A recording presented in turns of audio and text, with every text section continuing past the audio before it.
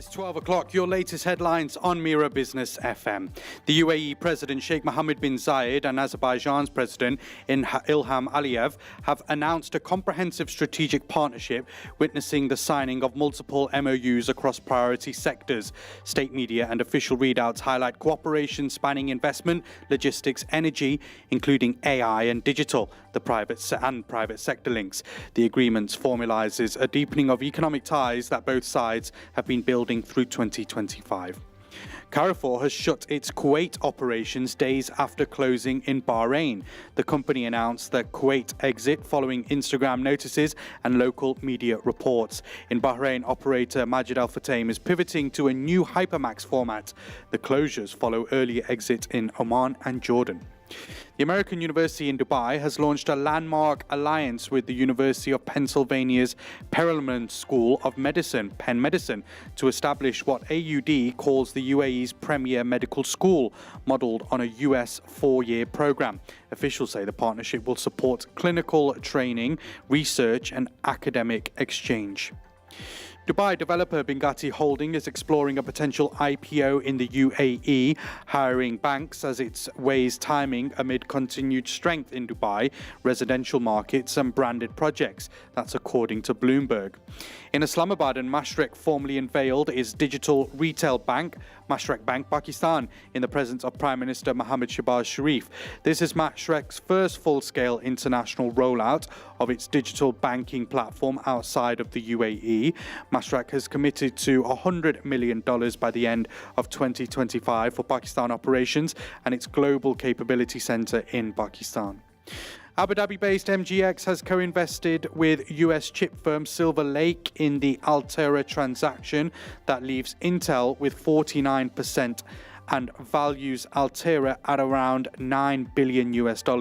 Silver Lake took a 51% stake. MGX didn't disclose its ticket, but called Altera strategic to AI compute. Intel originally bought Altera in 2015 for nearly $17 billion. A buyers group for TikTok's US operations is coming together, led by Oracle. A framework is being finalized, and that would create a US majority entity, with Oracle managing US user data. Details remain fluid as Washington and Beijing are working towards an agreement. Dubai and Zurich-based VFS Global, and the world's largest visa and consular services provider, is looking to borrow around $2 billion to refinance its debts. Big international banks, including Barclays and Deutsche Bank, are leading the process, with participation expected from lenders in the Gulf as well as Europe. US equity futures are modestly higher on expectations. The Federal Reserve will cut rates tonight around 10 o'clock UAE time, with markets pricing more easing into the year end. As usual, the UAE Central Bank is expected to move in tandem, giving the dirham's USD peg. Retail sales data are also in focus for the US consumer picture. Looking at the markets now, and gold is around 3.65,000 per ounce, steady near highs as traders position for that federal guidance this evening.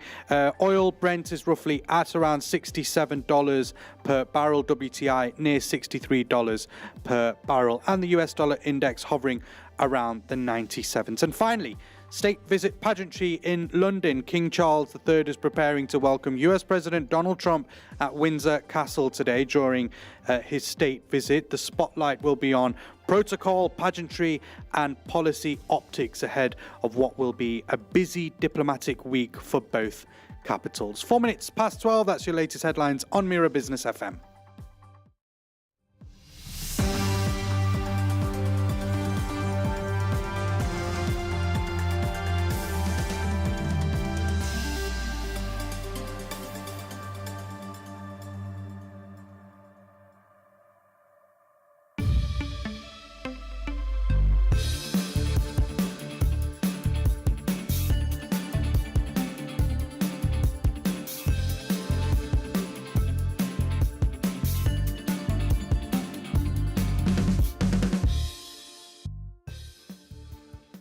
Good afternoon. It's just gone 12 o'clock. This is Mira Business FM Daybreak with me, Inzamam Rashid. A very, very warm afternoon to you, wherever you are listening to us from. We are, of course, broadcasting live from the Art of Living Mall this Wednesday afternoon. It is Hump Day, the middle of the week. It's a pleasure to be with you.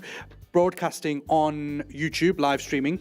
Of course, you can hit the subscribe button there. It means that whenever we do and post some fabulous interviews that we do here on Mira Business FM, it means you'll get them straight to your inbox, to your notifications, so you don't miss a beat as to what we get up to here on Mira Business FM. We've got an interesting hour coming up ahead. We're going to be doing a bit of a news review, some stories that have caught our eyes here at Mira Business FM. I'm going to be reintroducing our latest member of the team, Tim Elliott, who is in the studio with me this afternoon. We'll be talking to him and understanding some of the stories that have caught his eye as well. Remember, as always, if you do want to get in touch, please leave your comments on the live stream. We'll pick them up as and when you fire them across, and we'll get you involved in the conversation. And remember also, you can keep across our social media channels across LinkedIn, X, Instagram, and the like. Just type in Mira Business FM and you will see us there. We'll be back after a very short break, and we'll be talking about some of the stories that have caught our eye here at Mira Business FM.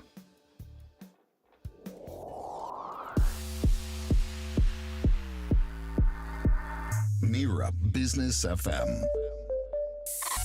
Mira Business FM.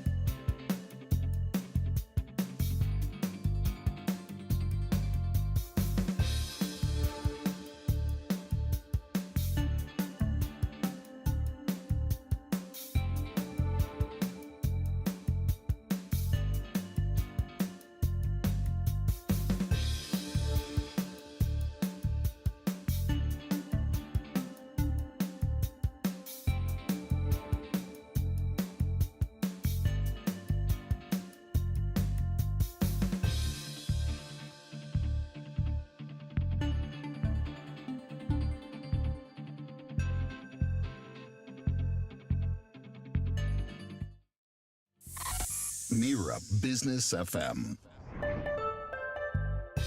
Welcome back to Mira Business FM. This is Daybreak with me, Inzamam Rashid, with you for the next couple of hours here, broadcasting to you live from the Art of Living Mall. We are streaming live on YouTube right now. So if you want to get involved in the conversation, particularly over the next hour, then please do just drop your comments in the chat box on the YouTube page, and we'll pick them up for you here at Mira Business FM.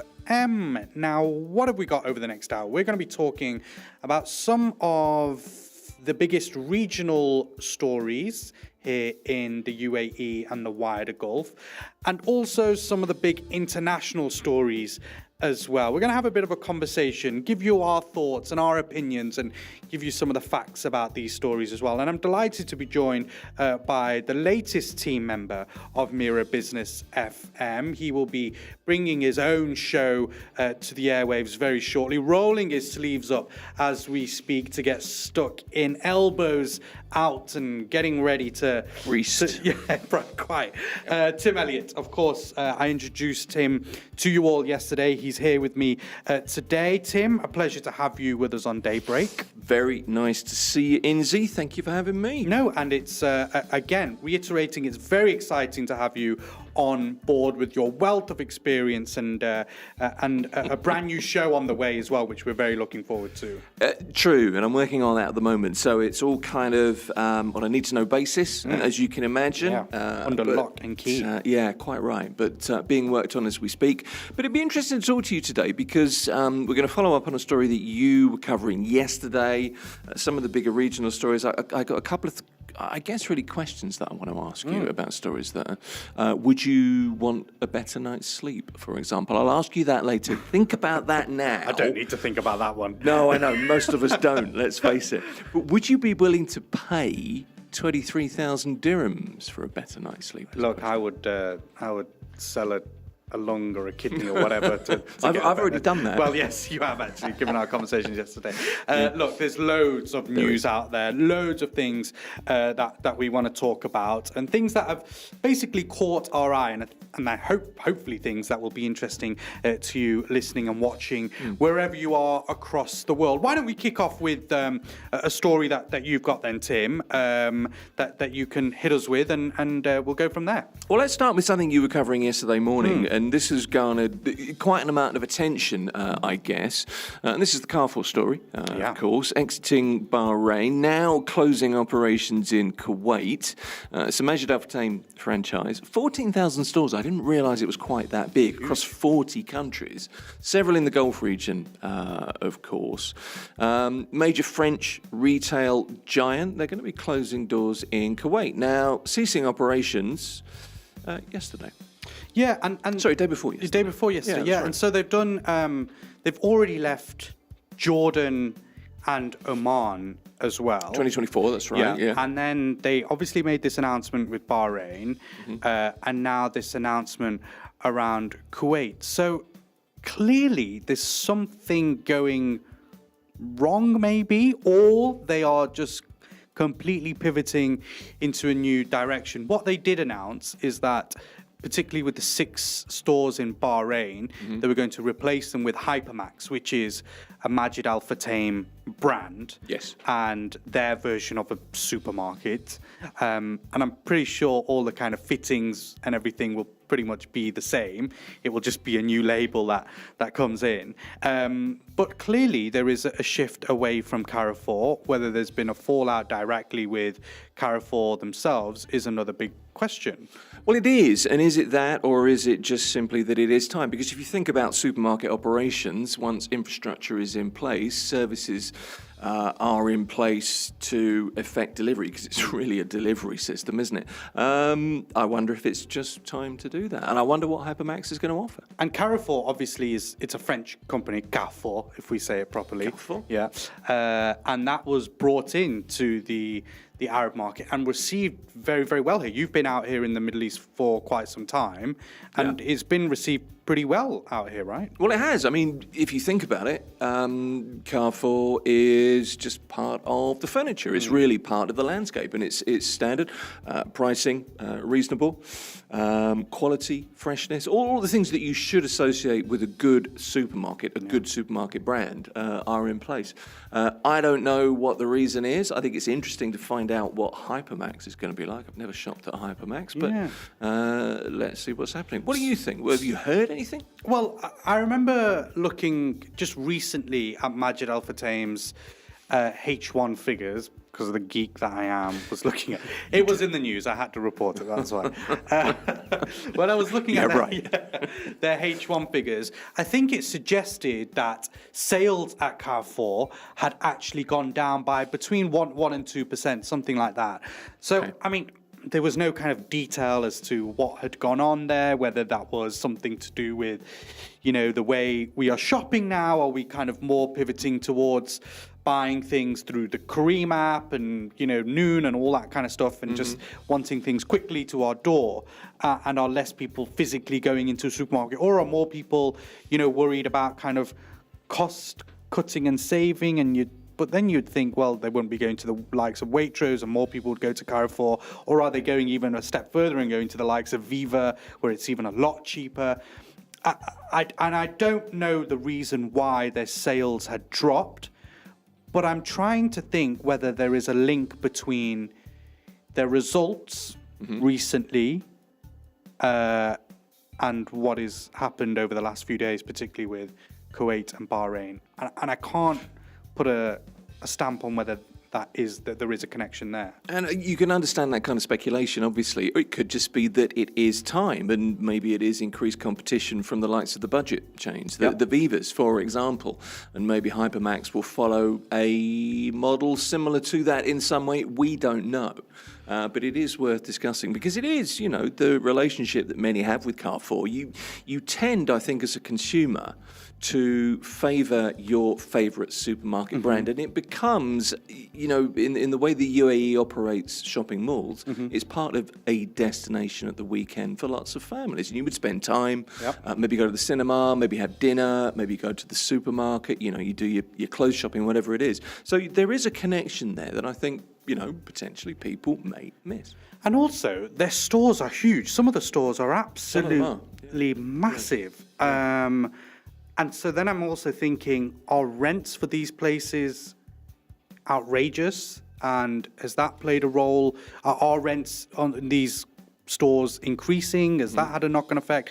But then Majid Al Futtaim is a huge company, and also they have seen them just recently investing in more property. So there's clearly not a cash flow problem with the organization. They're even expanding Mall of Emirates, as we know. They're putting what is about a $5 billion expansion, or dirham, I think, expansion into the Mall of Emirates. Which obviously has a huge Carrefour in there as well. Right. So clearly, there's not an issue with Majid Al Futtaim, the organization. It's just whether there has been something internally with Carrefour, or whether they are just thinking, you know what, we want to kind of bring our own brand in-house kind of brand and push that. Be interested to find out, won't it? The one thing I have to say to kind of round off, because at the moment, this is pure speculation, and no doubt things will become apparent in the coming days. As long as I can still get a warm French stick, I'll be happy. Quite. Oh, no, I love the pizzas. Oh, yeah. The warm pizzas that they do in the bakery. Yes, I do. We are fans of an in-house bakery, aren't we? Oh, we love an in-house bakery. We do. Space over there. Just looking now on Gulf News, actually, they said that in Bahrain, the Carrefour shut on the 14th of September, and Hypermax launched its stores pretty much the very next day. So, to customers, there probably wasn't a huge impact other than the store name changing. Yeah, and I guess, we tend to shop locally, many of us. I know there's, people talk about the impact of food delivery, but there is still, I think, and if you go to any supermarket at the weekend, there is still the weekly shop, as it's termed. So once you have that connection and you're local, you can get there easily, it's got what you need.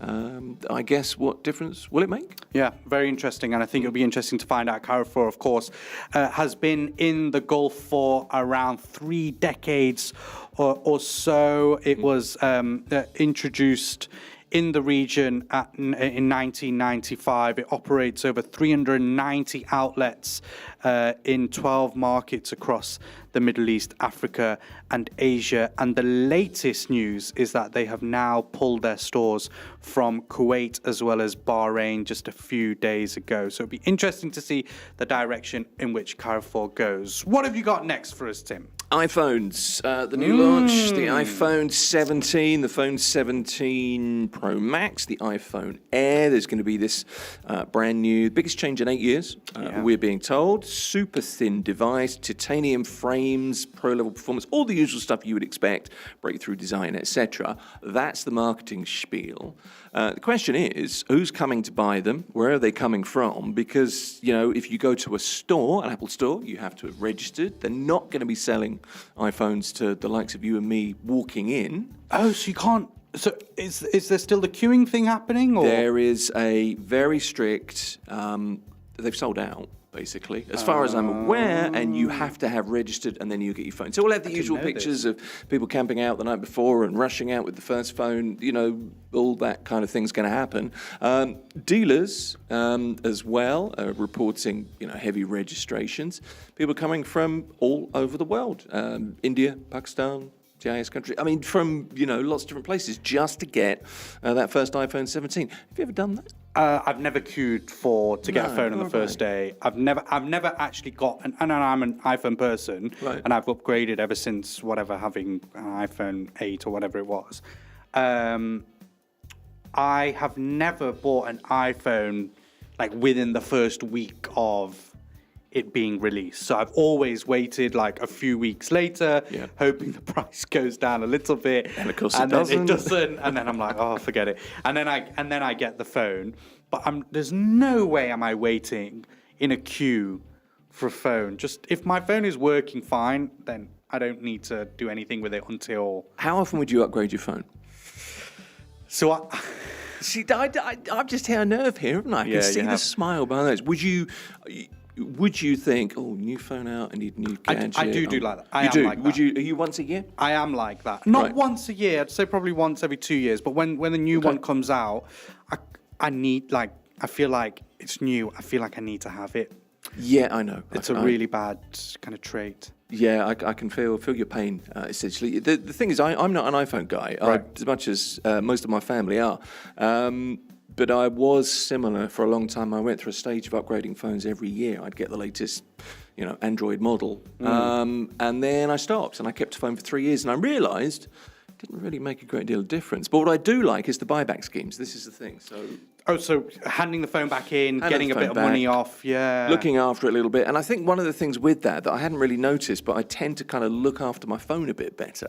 Try not to throw it around, try not to drop it, because I'm thinking, I'll probably get a couple of $100 dirhams extra for it in 4 years' time, or, whenever I sell it. But that's a story, and I think when's it out? Tomorrow, I think. Oh, is it? So it's out tomorrow. Yeah. So basically, it's happening. The release is happening, I think it's... Friday, actually. Friday the 19th. Friday? Yeah. So I think that's when all the queues will be happening at kind of Mall of Emirates, Dubai Mall, all that kind of stuff.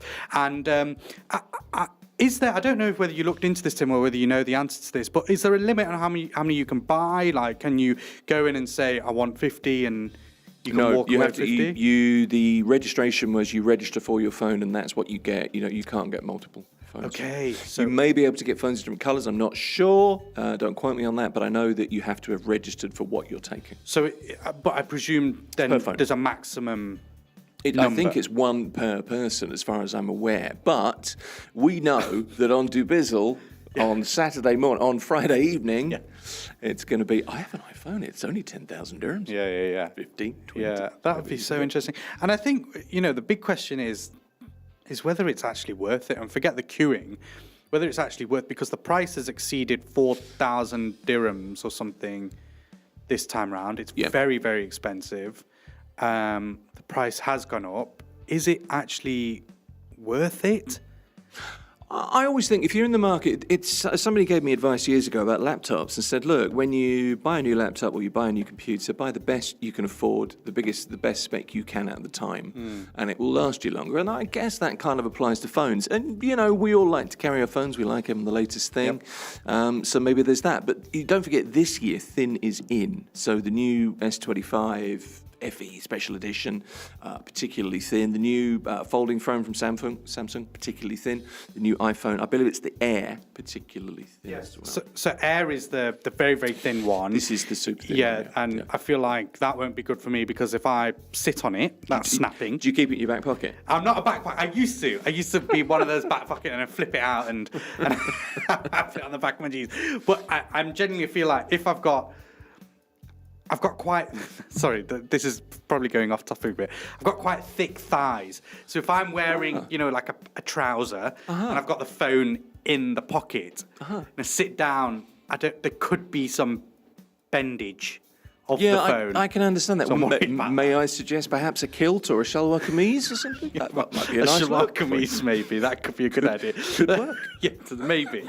Maybe I could get my tailor to sort me out. Let's just have a highlight of what the new model will include. It's got a 6.3-inch display with ProMotion. I don't know what that means. Faraj probably does. It's what, sorry, Faraj? 120 hertz, yeah. So that's the refresh rate. That's the, okay. Okay, yeah.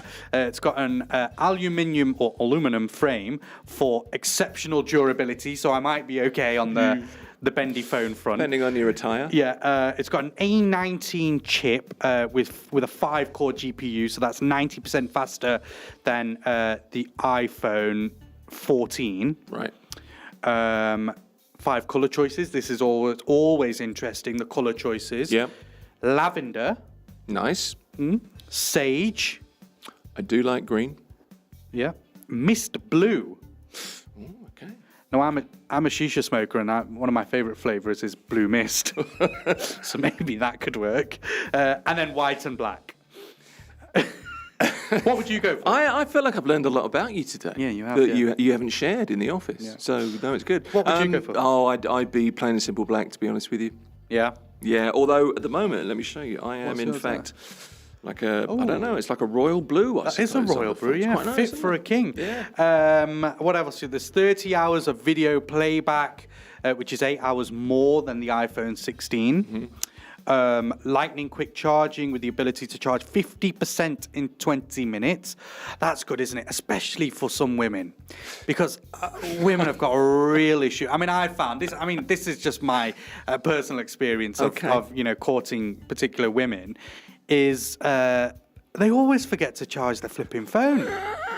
Do you know what I really like? Is I like the fact that you court. I thought that finished in the 50s, but that's lovely. But actually, you make a really good point, because battery is really the key to a phone, isn't it? Yeah. It's especially in this day and age. That's what goes first. Especially in this day and age, Absolutely yeah. And standard storage of 256 GB, and then of course it goes further and further. So, do you think this would make you shift from Android to iPhone, or are you Android through and through? No, I'm sort of ecosystem agnostic, I suppose you could say, but I'm used to the Android that I have, and I'm happy with it. I'm not particularly bothered either way. And have you got any Apple members in the family? Yeah, my 2 kids, both confirmed Apple kids, so I've disowned them and sent them back to the United Kingdom. So you don't have to buy them the iPhone 17 when they're... Exactly right. Isn't that a very, very good good tactic indeed? That's fatherhood. Yeah. You're listening to Daybreak here on Mira Business FM. It's coming up to 12:30 very shortly. We're going to get the news headlines. Tim Elliott in the studio with me. He is the newest member of the Mira Business FM team. We're talking about stories that have caught our eye. Initially starting off with Carrefour and their decision to pull out of countries in the Gulf, including Bahrain and latest country Kuwait. And talking about the Apple iPhone 17 coming out at the end of this week, and all those queues that we're going to see across the malls, particularly here in Dubai, when that phone is released. We'll come back very shortly after a quick break. We'll get the news headlines and plenty more stories to discuss. Tim Elliott with me live here in the studio on Mira Business FM.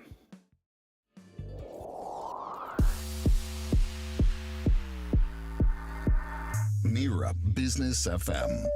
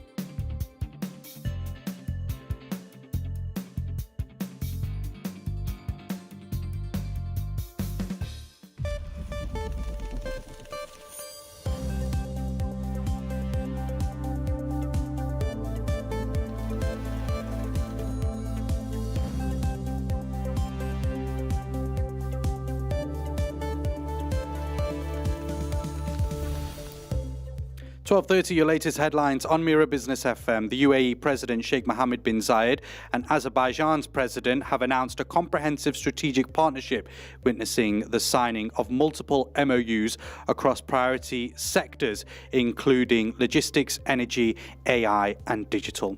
Carrefour has shut its Kuwait operations days after closing in Bahrain. The company announced the Kuwait exit following Instagram notices and local media reports.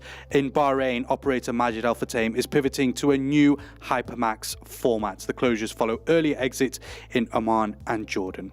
The American University in Dubai has launched a landmark alliance with Penn Medicine to establish what AUD calls the UAE's premier medical school, modelled on a US 4-year program. Dubai's developer Bingati Holding is exploring a potential IPO in the UAE, hiring banks as it weighs timing amid continued strength in the Dubai residential market and branded projects. In Islamabad, Mashreq formally unveiled its digital retail bank, Mashreq Bank, in Pakistan, in the presence of Prime Minister Shehbaz Sharif. This is Mashreq's first full-scale international rollout of its digital banking platform outside of the UAE. Dubai and Zurich-based VFS Global, the world's largest visa and consular services provider, is looking to borrow around $2 billion to refinance its debts. Big international banks, including Barclays and Deutsche Bank, are leading the process. And finally, King Charles III is preparing to welcome US President Donald Trump at Windsor Castle today during the president's state visit, spotlighting protocol, pageantry, and policy optics ahead of what is expected to be a very busy diplomatic week for both capitals. 12:32, that's your latest headlines on Mira Business FM.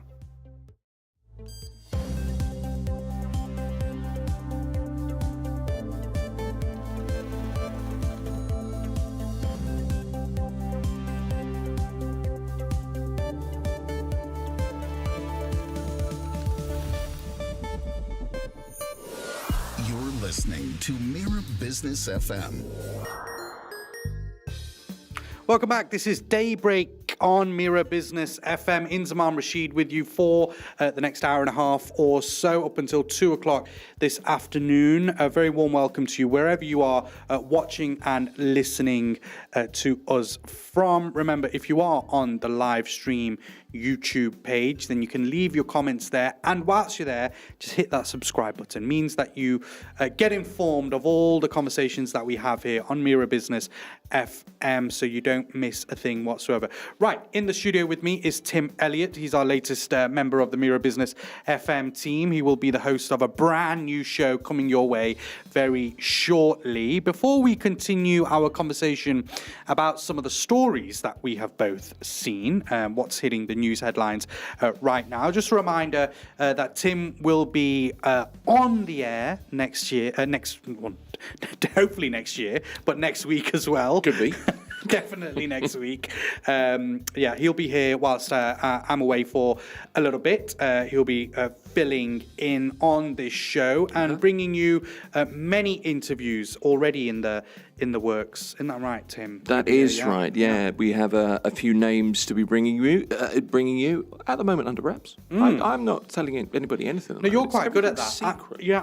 I'm just like blurt it out and tell everyone what's going on. But you're quite good at keeping things under wraps. We are different people, aren't we, Inzy? It's just the way it goes. No, at the moment, because, I always think, never confirm, never deny. True. Yeah, very royal family. And speaking of the royal family, let's have a bit of a chat about an important visit happening in the UK right now. You may have seen the pictures last night of Donald Trump arriving via Air Force One at Stansted Airport in London. He was accompanied with his wife, Melania Trump. They walked down the steps of Air Force One, saluted all the people that they need to salute, shook hands with the Foreign Secretary of the UK, the new Foreign Secretary of the UK, Yvette Cooper, and then they jumped onto Marine Force One and went to Winfield House in London. Of course, that is the residence for the US ambassador in the United Kingdom. Now, why is this significant? Because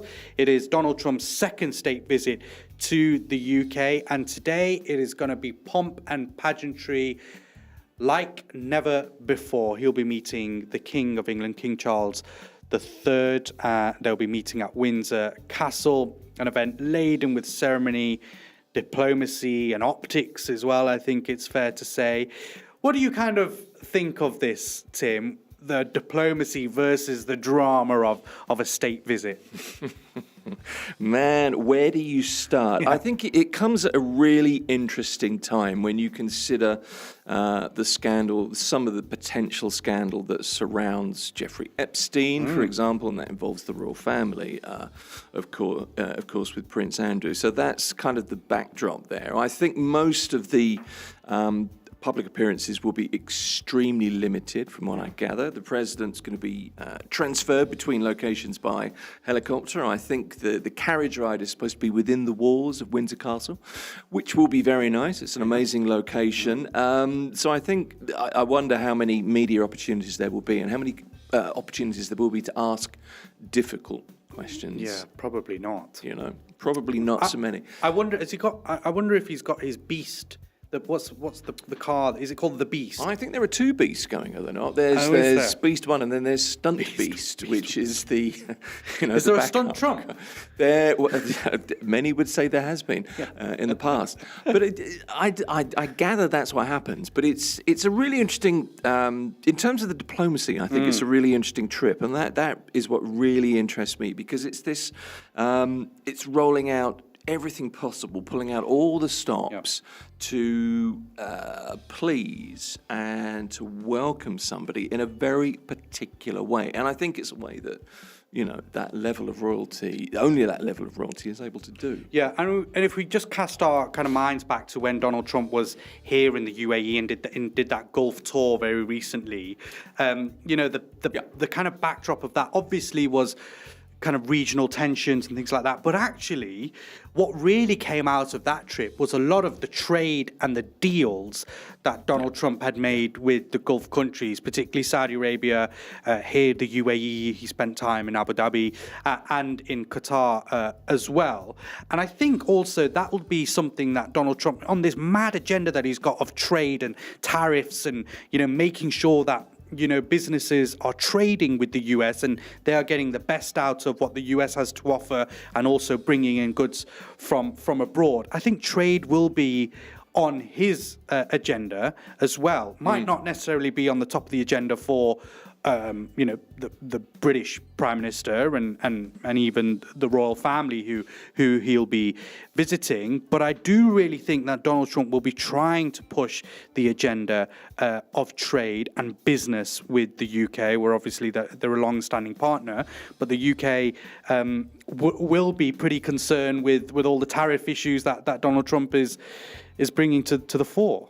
I think so. I mean, the UK has a very favourable tariff regulation routine in place with the US, far better than many countries, so that's one side. But I think the other thing to remember is that these kinds of visits are very much about the announcement that has been worked on for 5 years, and then the decision comes. We heard about the agreements that are in place when it comes to nuclear. So that's either nuclear plants, nuclear firms working, between one another, the US and the UK. So that's already an announcement that is there.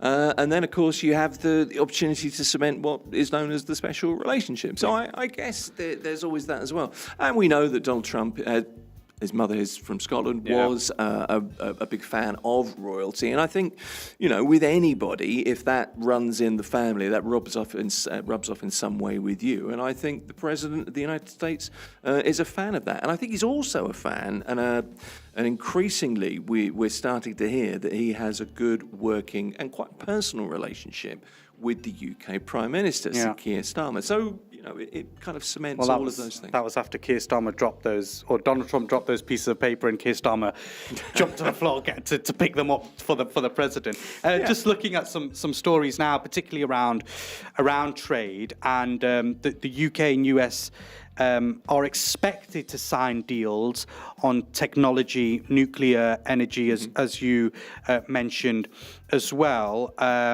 because Keir Starmer, the British Prime Minister, will host Donald Trump at his Chequers country residence tomorrow.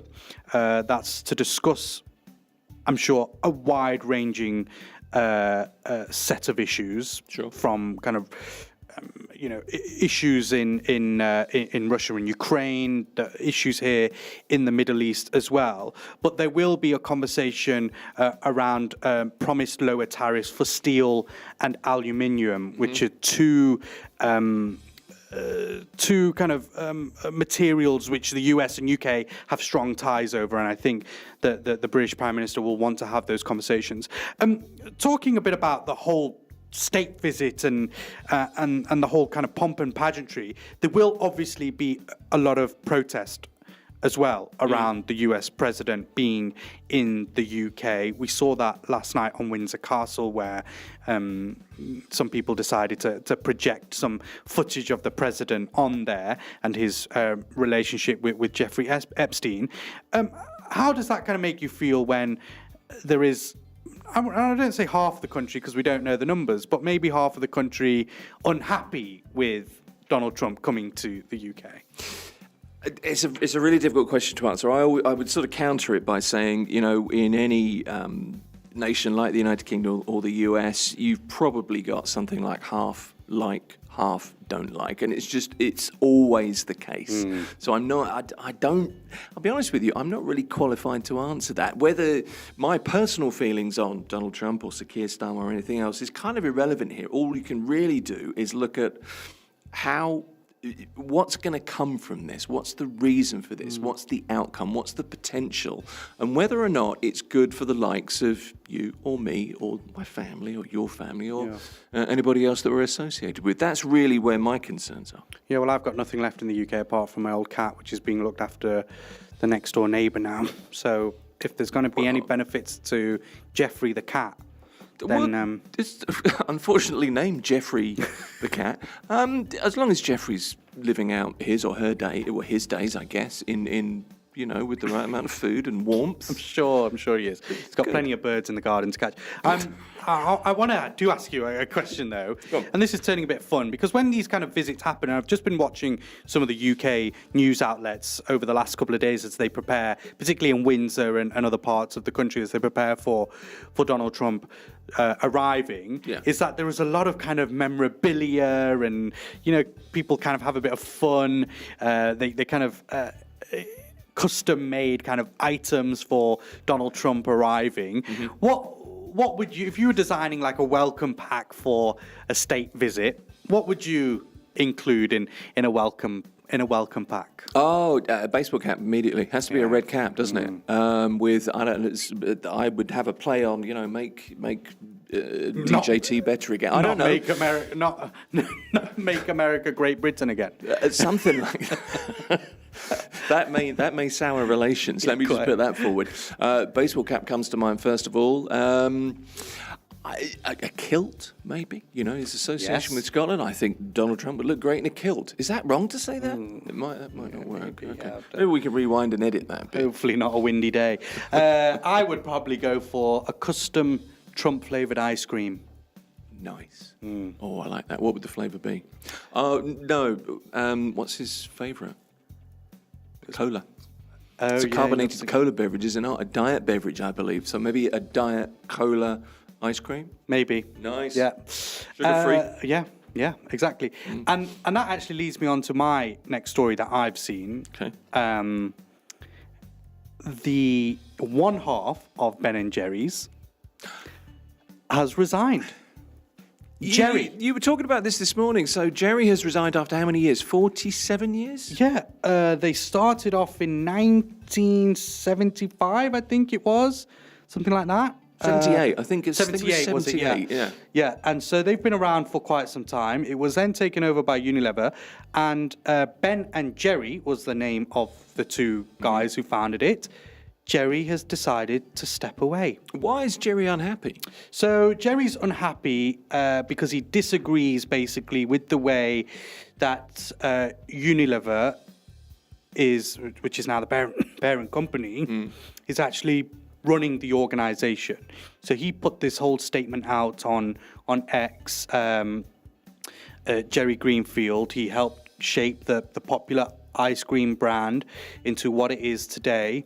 And he's written this open letter addressing the Ben and Jerry's community, which is what he calls it.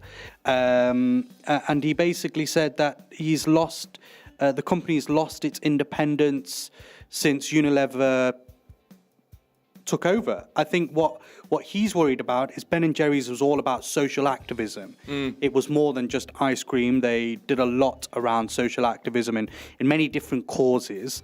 And I think Unilever has stepped in and said, look, we need to be neutral, or we can't be kind of, promoting a certain issue or things like that. We can't take sides. And so I think he's basically thrown his ice creams out the cone and gone, well, I'm not happy. I like the idea of that. I think maybe that's the atmosphere at the moment, and I wonder if kicking against the man or whatever, Ben and Jerry would always do, maybe it's harder now than it's ever been, and maybe that's led to this. But I mean, the thing is, ice cream is good. And I always feel with Ben and Jerry's that it's kind of the hippy-dippy approach. They famously, they always remind me of the Grateful Dead, the band, because of Cherry Garcia. And there's always kind of association there. So I wonder if it's the kind of the way it was meant to be. Yeah, and they've got the wacky advertising, the cow and the fields and all that kind of stuff. So I think they have always been a bit out there. They're not classy like a Haagen-Dazs or a... I'm not an ice cream connoisseur, but you did quite well there. I did quite.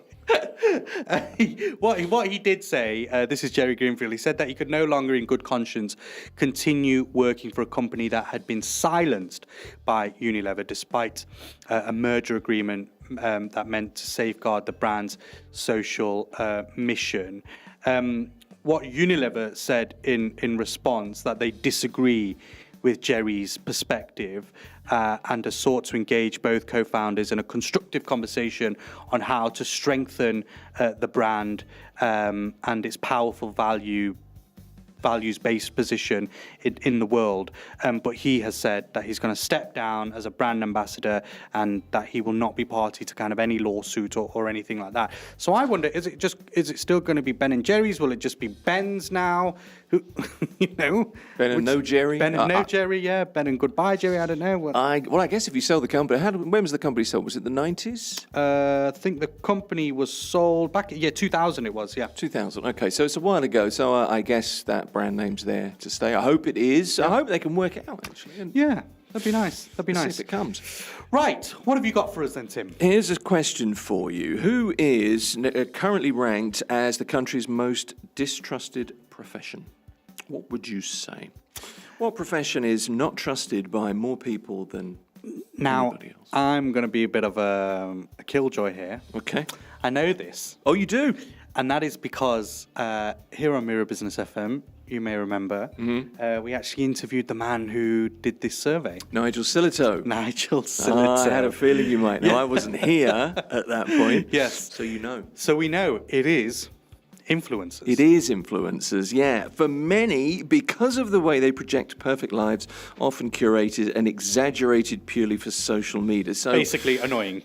Essentially, yeah. Questions about credibility, i.e. annoying, inauthentic and all that stuff. And I think that's fair. The problem with this is I have a friend who is a very successful she would never say she's an influencer. She would call herself a content creator.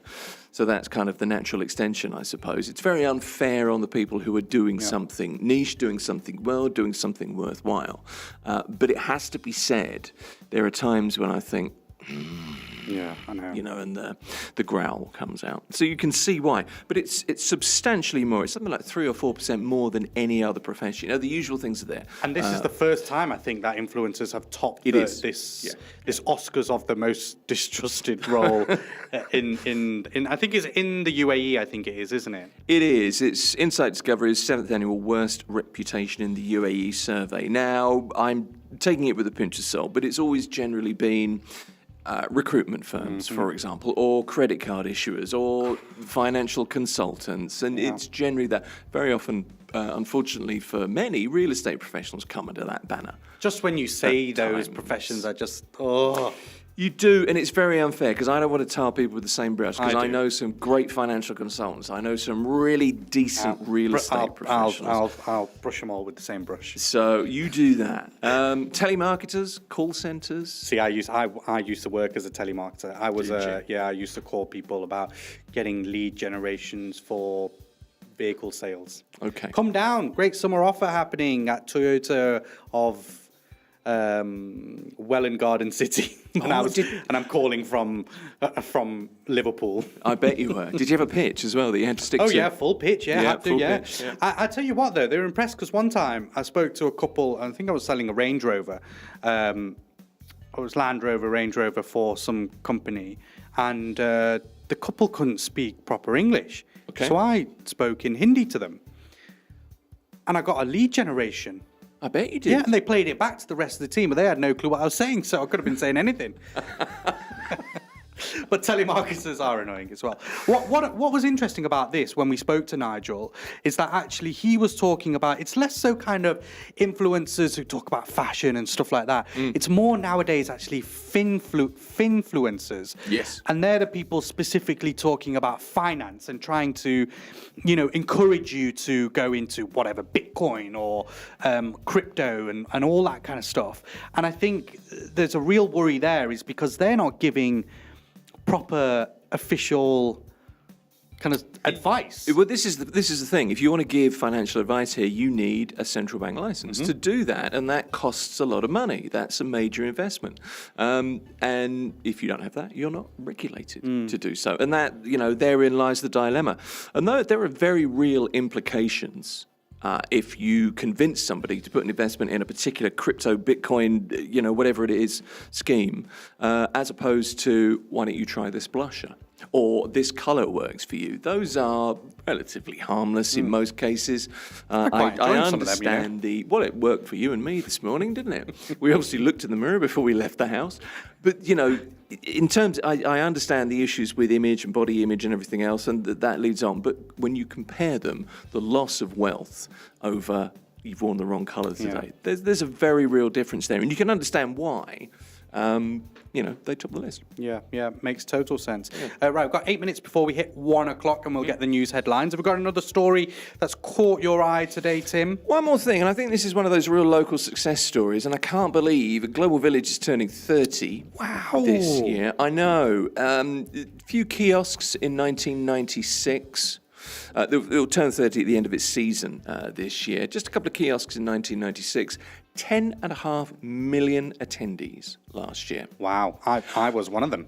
And it's a remarkable thing because on the face of it, and I don't mean this to come out wrong, you're going to have to let me finish this, it kind of shouldn't work, Global Village, because it's such a mixture of different experiences and events and pavilions and everything else. But I think that's the reason it works so well. Dubai, the melting pot of Dubai with the 150, 60, 180 different nationalities, whatever it is here, most people are represented there. If you're not and you're interested in, I don't know, Nepal, or you're interested in Azerbaijan, you're interested in New York, whatever your interest is, and you think, maybe I'll never go there, but I might get a slice of that at Global Village. I think that's a very attractive proposition. It's a great family day out. It has an amazing theme park now, rides. There's some really, really good food, street food available as well. You will have seen Global Village change over the years from being out here. Indeed, and seen it growing as well over the last 30 years. What's it been like? It was in a car park opposite the municipality back when it started. It then moved to, where was it? It was Udmatha. It was, yeah. And then they moved to Sheikh Mohammed bin Zayed Road, kind of Dubai land, really, later. But I find it an incredible success story. It's relatively easy to get to. You can generally park. I know it's busy, but these places are going to be busy. And it kind of staggers me. But I had a friend a few years ago was, Global Village, I love it. And I was a bit, I don't know. And then I went. And I've completely changed my opinion. Anyway, I mean, that's the thing. It starts on October the 15th. Apparently the most spectacular season yet, as you would expect, and it runs till May the 10th next year. That's interesting as well because, and again, this is something that you would have noticed. I've only noticed it even being in a year. it seems like the window that Global Village is open is starting earlier and is ending a lot later. It feels like they're just making it a lot more, making it more available. It seems like a longer season. I mean, that's that's an 8-month season, isn't it, there? Yeah. Nearly. So perhaps, I'd have to check that, I don't know, but I feel as though it ended in April this year. But there you go. Global Village is back, October the 15th. And I kind of feel like that's really the start of when the summer is officially fully over here in Dubai. And Global Village, or when the announcement of Global Village comes, then you kind of know, okay, the summer is fully over, Global Village is opening up. And October the 15th is when the humidity drops to a reasonable level and the temperature drops ever so slightly, and we're all happy. It's just how it works. Yeah, and our glasses don't fog up whenever we step outside. That was this morning. Oh, God, horrible, isn't it? Horrible. Look, 12:55 or 12:56 now on Mira Business FM. It is Wednesday, the 17th of September. A real pleasure to have you on Daybreak with me, Inzamam Rashid, in this studio with me, our new friend and colleague, Tim Elliott, broadcasting live to you from the Art of Living Mall. We're going to get the news headlines up at 1 o'clock. Tim, we're going to stick around and have a bit more of a chat with some other stories after 1 o'clock. Loads more to talk about. Yeah, plenty happening in the world that we can discuss. And I feel like you and I can talk for days. We'll bring Faraj in the conversation as well to get his thoughts and opinions to you here on Mira Business FM. News coming up next.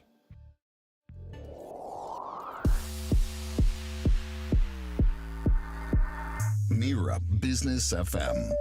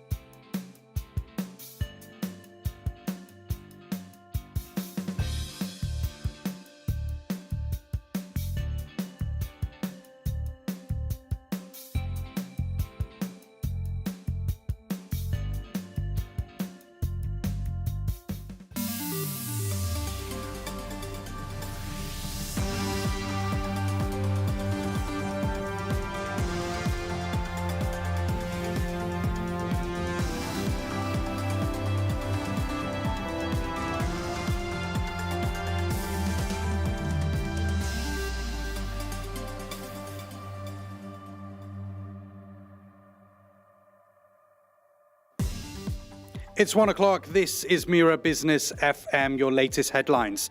The UAE President Sheikh Mohammed bin Zayed and Azerbaijan's President Ilham Aliyev have announced a comprehensive strategic partnership, witnessing the signing of multiple MOUs across priority sectors, including logistics, energy, including AI and digital, and private sector links. The agreement formalizes a deepening of economic ties that both sides have been building through 2025.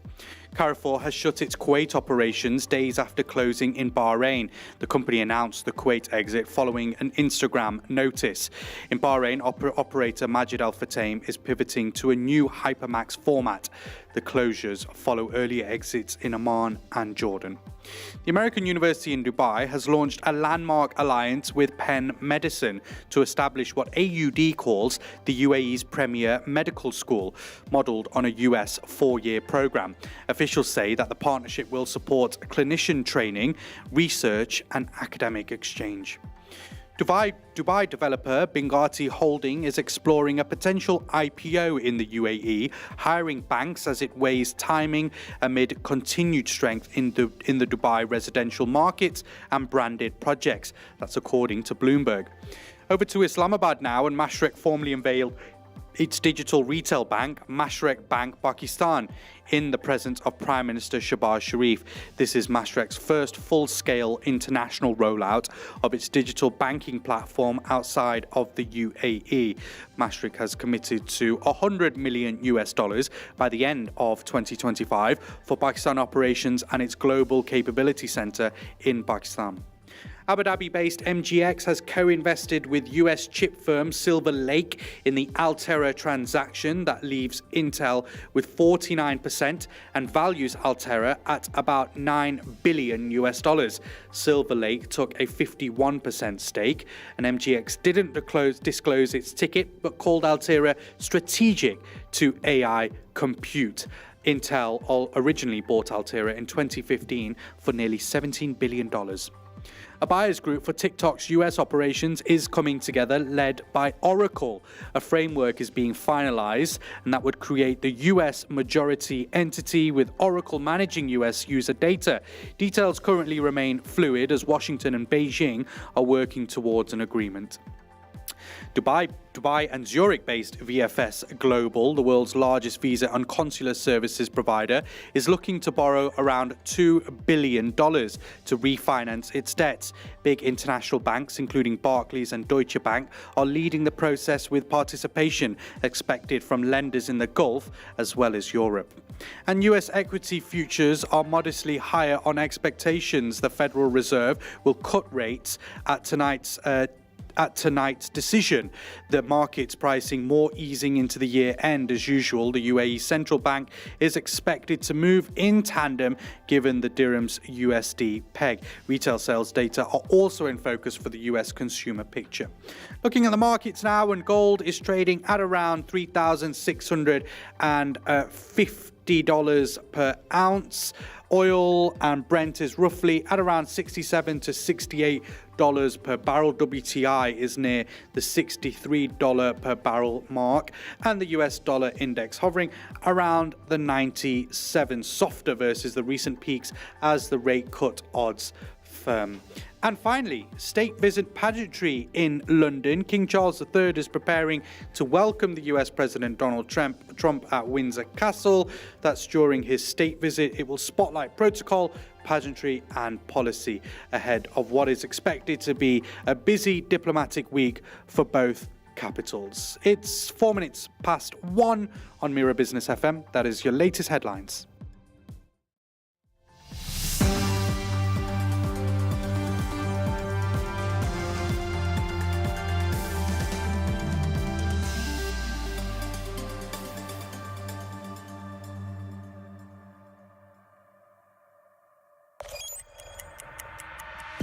You're listening to Mira Business FM. Good afternoon, welcome to Mira Business FM Daybreak with me, Inzamam Rashid. It's just gone 5 minutes past 1. A very warm welcome to you. If you are just tuning in, what a fascinating hour we had between 12 and 1 o'clock this afternoon. Talking to Tim Elliott, the latest member of the Mira Business FM team, your host for the morning show, which will be starting very, very soon indeed. And we're talking about some of the stories that have caught mine and Tim's eye as we've been looking at the news headlines. Some of those headlines that we mentioned in the news at the top of the program as well, including Carrefour pulling out of some Gulf markets like Bahrain and Kuwait. We've been talking about the new iPhone 17, and we've been talking about the state visit which is happening in the UK right now with the US President Donald Trump meeting the King of England today, and of course he will be meeting his UK counterpart Keir Starmer tomorrow in what is expected to be a very interesting conversation around trade as well as the regional tensions, particularly here in the Middle East and over in Russia and Ukraine as well. So we're going to carry on the conversation with Tim very shortly. He's got a number of stories that has caught his eye that we're going to pick up on and have a discussion. Remember though, if you do want to get involved in the conversation, you can. Don't feel left out. You can leave your comments on the Mira Business FM YouTube live feed where we are live streaming from right now. And whilst you're there, remember to just hit the subscribe button, because that means that all these conversations that we are having, Tim and I are having today, means that you can listen back to them, watch them back. You can also get them on the podcast, wherever you get your podcasts from as well, and you'll be notified of all of that, meaning that basically you do not miss anything whatsoever. And why would you want to miss us talking to you here on Mira Business FM? It's 7 minutes past 1. We'll go to a quick break. Once we're back, we'll carry on our conversation about some of the top stories in the world right now.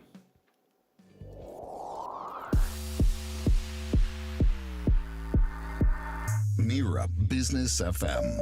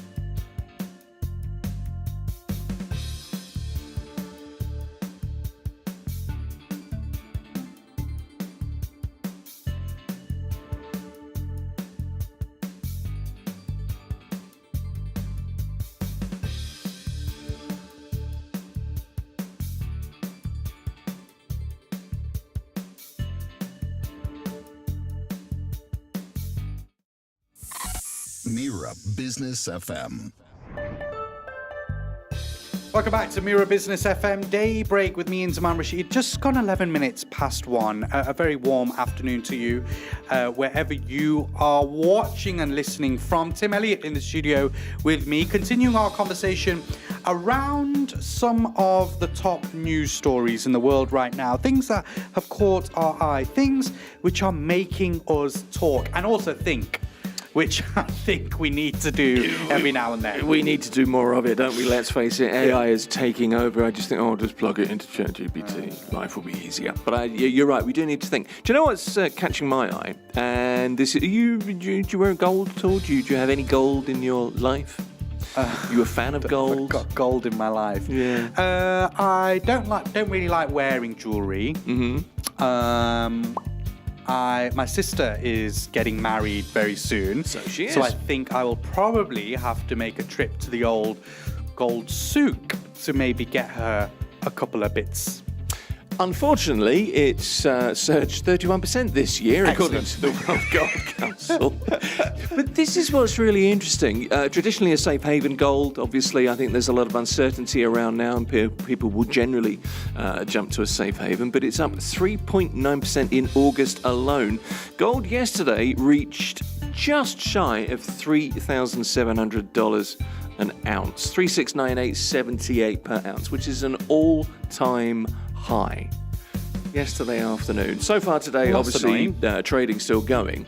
So you're going to have to pay a little bit more. But you know what that means? That just shows that you love your sister and you respect her. Yes, well, exactly. That's the point. I think the big question is that whilst it's got this high, is it still worth investing in? It's a very good question. I mean, traditionally, you would think if you take a long-term view, I guess it is.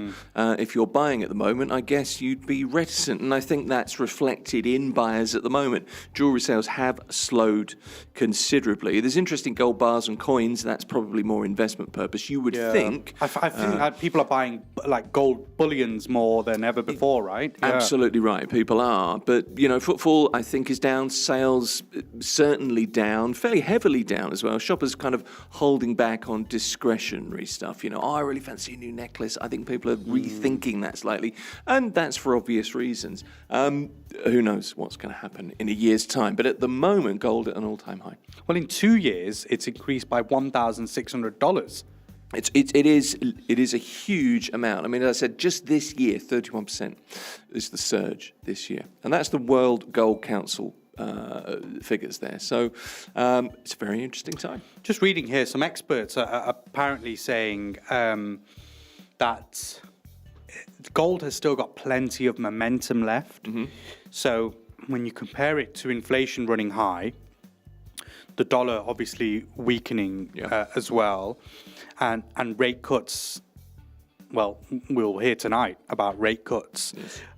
Gold could continue to still see quite a strong demand because people are still trusting, your bar of gold or your gold jewelry over the rest of the market. Well, and I think it's a tangible asset, isn't it? That's exactly the point. And with the uncertainty, particularly from the United States at the moment, you can see the correlation, can't you? And also, it's kind of one of those things where when you compare it to like Bitcoin and crypto and all that kind of stuff, is like you say, obviously it's a tangible asset, but you also don't need a fortune to get you started in investing in gold. Like you can. You don't need loads and loads of money. You don't need $115,000 to buy one Bitcoin. You do need $115,000 to buy one Bitcoin. You don't need $115,000 to buy a gold coin. So there is that element of it as well. It is, it's a physical thing where you don't need a huge fortune to start investing in. And obviously here in Dubai, it's the gold hub, right, of the world. So you can pop down to the gold souk and negotiate. Well, you can, absolutely. I always think, though, there is the sentimental factor with gold. You know it's a tangible asset. You know that it's highly liquid if you want it to be, if you really needed it to be. And I could go and sell my wedding ring now, and Mrs. Elliott probably wouldn't be that pleased. I don't think you'd be let back in. Probably not. But, potentially, there is always that there. But isn't that the case with all investments, isn't it? Or should I keep it a little bit longer? Or should I sell my apartment now? Should I do this? Should I do that? When is the right time? The right time is just the right time. So this is then good for those who have saved up gold for many, many years and maybe looking to cash that in now. Exactly right. And you would figure that according to these figures, I would think a lot of people are looking at that, and a lot of people are holding off buying, discretionary gold, necklaces and bracelets and that kind of thing at the moment, just because prices are so high. And how long do you wait is the question. So my sister's basically getting married at the very wrong time. So it's her fault. Well, probably the right time for her, but less for your pocket. Maybe plated. I didn't say that on air. They do some great plating. I know a man who knows a man. I bet you do. I'm going to move on to a story which really caught my eye, and I find this really interesting because this is just, it's typical UAE and the way that we are going. This is Abu Dhabi's autonomous delivery vehicle trial. Okay. So, look, we hear of all these things, the flying taxis, the driverless cars, all this kind of stuff which is just coming into our lives now. Yeah. Well, the Integrated Transport Centre, which is Abu Dhabi Mobility, in partnership with K2, I think they're kind of a new AI company that is kind of set up and launched in Abu Dhabi. They are launching a pilot program using autonomous delivery vehicles in Masdar City. And it's the first issuance of an official license plate for a self-driving delivery vehicle in the UAE. So this basically means that you can order something and get it delivered to you via a self-driving vehicle. Okay. And do you go out to the vehicle, or how does it work? Is there a little window, little slots that? I think it's basically if you ordered a pizza, for example, and it will be like a robot car that comes and drops off your hot, fresh pizza, and it talks to you. Nice. Here's your pizza. And it holds your pizza out. The thing is, I'd be out there all night talking to the car. I talk to the entry screen as we come in this building. Your wife, who are you talking to? The car that's delivered my pizza. At least it would listen. Well, yeah, true. Very good point. Very good point. It's a piece of kind of.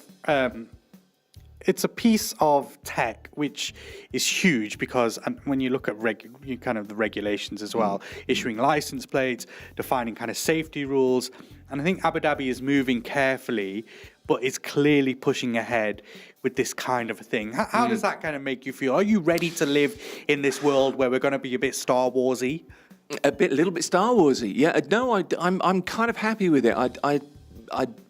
The jury's still out a little bit, but I was watching a thing last night on drones, and in Ireland at the moment, drone deliveries are becoming a real thing, and there are many areas because the regulation is in place to allow it.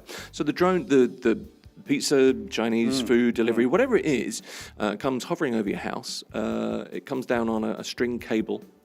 And drops literally, and the drone's hovering over your house. It's a little bit, Star Wars sci-fi, and then the cable is cut when it reaches the ground after a few seconds. What if a bird attacks it? Don't ask difficult questions, Incy. I guess there's a repellent in some way, but it drops and then you pick it up and you go. But the advantage to it is a drone is unhindered by traffic issues. And most of us, I guess, using delivery apps are canny enough to realise that if I organise my delivery from a place that's reasonably local, it's going to get to me quicker, which means it's going to be fresher, it'll still be hot and everything else. But drone deliveries can be as fast as 90 seconds. So pizza inbox, drone out 90 seconds later. That's more than piping hot. Yeah, let's face it. That's burned the roof of your mouth. Indeed, that is. So your mozzarella is still steaming, which is good. But I don't know. I mean, I welcome these kinds of things. I think it's good. I like the idea of convenience, and I like the idea of this happening. I just wonder in practice how it will work. But these things need to happen, and they need to be ironed out. Don't they? And what the authorities in Abu Dhabi have said is that the vehicles will promise cost savings. Right.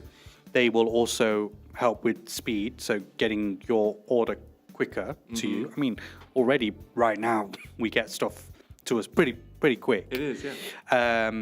And it will, what they say, also reduce human error, which I think is interesting because I have had some issues sometimes with the order not necessarily coming to the right tower that I'm in, or even the right floor of the apartment. I mean, I don't. With this though, if you're in an apartment, this is the thing. If you're in a villa, great, you can walk out, get your thing. If you're in an apartment, you still have to go down and get the pizza as opposed to the man or the woman bringing up the pizza to you. Well, that's right. And if you're on the 35th floor, you're down. By the time you get there, it's cold and the car's probably double parked and it's probably been moved on. And there it's are a shouting few at things you. that, But I guess if you're in an enclosed environment, in a gated environment, I mean, Masdar City, for example, is, it's not the biggest. It's a large development, but I guess it's manageable. And it's relatively low rise as well, compared to Abu Dhabi City. I don't know. Work, Be interesting. Maybe the drones. I wonder if they will deliver to the balcony. That's an interesting one. Maybe it could. Faraj, I want to get your thoughts on this because I remember you telling me you're not a big cook. You love getting a delivery in sometimes. How would you feel about this? Would you feel good with a car turning up, rocking up, and delivering your items to you? So we're talking about a land vehicle, right? Basically. Yeah, an autonomous land vehicle getting your items to you quicker. It will obviously be cheaper, that they're suggesting, and less likely for mistakes to happen. Well, when it comes to speed, that's like the biggest issue, right? Yeah. But it needs to go through the same kind of traffic also. So That's true. what kind of promise is that actually, and how far is that promise, and how far can the promise go? Yeah, because actually, it's an actual vehicle, as opposed to a motorbike which weaves through all the traffic. This is still a vehicle that's got to sit behind other vehicles. We're talking about four wheels. I'm talking about four wheels. How much quicker will it be? The other side of it is you lose the interaction. I mean, sometimes you get a delivery and you have a quick chat to the driver. I think it's really important when people deliver food to you. These guys are working, to really tight schedules, and I think they're pushed quite hard. So I think it was really important to say, do you want a glass of water? Obviously you're working out in the heat.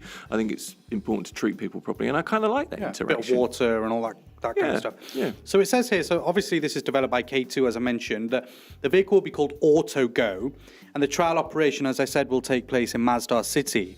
And it's expected that it will be expanded to further locations across Abu Dhabi. By 2040, Right. Abu Dhabi aims for 25% of all of its trips to be made using smart transportation solutions. That could also mean drones and flying taxis and all that kind of stuff, but it does mean also these autonomous delivery AutoGo machines as well. That's only 15 years away. It is.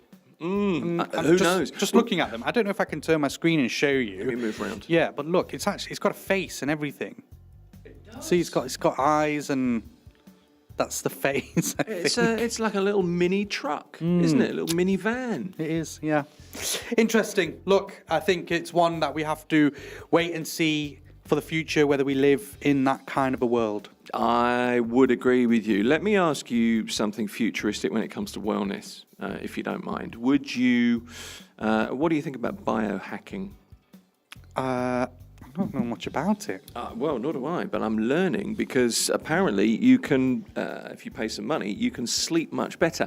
Now, I've learned this. I've had a couple of illnesses over the last few years, and I decided to start tracking my sleep. So I bought a smartwatch, and I track my sleep because there was a while that I wasn't sleeping very well.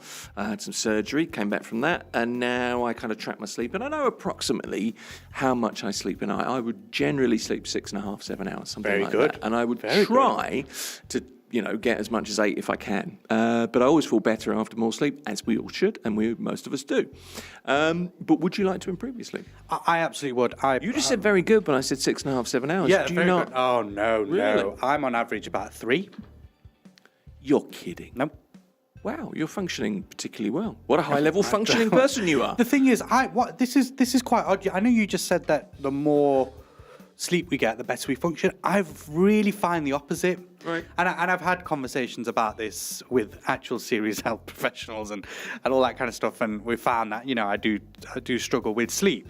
But for a long time, probably ever since about the age of 18, so over the last 12 years, Right. probably average between 3 and 4 hours a night.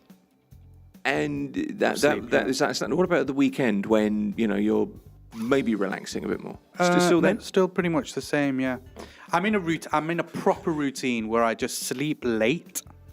I sleep very, very late. What time do you go to bed? I probably go to bed about 2 to 3. Right. Okay. And you're up at 7. Yeah, about 7ish, 6, 7ish, Wow. 6 to Okay. 7. Yeah. Well, because I'm a night person, so I would generally go to bed quite late. And, if there's football on and it's in Europe, then I would watch it and it finishes at 1 in the morning, 2 in the morning, whatever. And, that's just a thing that I do. But I still would sleep probably 6 hours. The odd days where I do have a long sleep, where I know, right, I've got nothing going on Right. the next day. So sometimes the weekends, and I have a slightly longer sleep, say like the 6, 7 hour mark, I just feel so tired for the rest of the day. Okay. And I find it more difficult to get up when I know that I've slept for 6 to 7 hours. I find it more difficult to physically get myself up and out of bed. And I know Muzammal's listening, and Muzammal, of course, our health, tech, finance guru, everything, all the hats that he wears, will probably lecture me the second I get out of the studio and back into the newsroom about my sleeping pattern and my health, and lose weight and eat this and don't do this and go on a run and watch your calories and all that kind of stuff.